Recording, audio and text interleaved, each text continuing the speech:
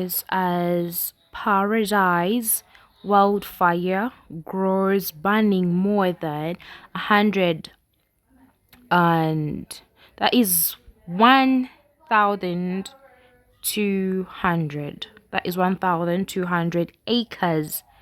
So that is how the fire has circulated all over the place, and we have counted at least 7 homes in Pacific Paradise destroyed by flames as the fire continues to spread randomly and rapidly. Not sure if firefighters are struggling to get to this area or what. We have tried grabbing water hoses and save our lives, but the fire is really running so fast. Just evacuate my parents in the Paradise. Never seen a fire this close to them in my life. This is in the area.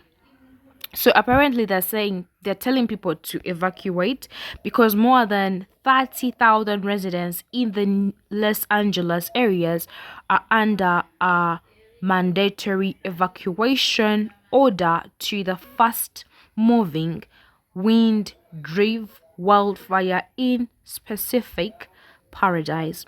The Paradise Blast has burned more than 1,200 acres of this afternoon, and its causes is under investigation according to the news.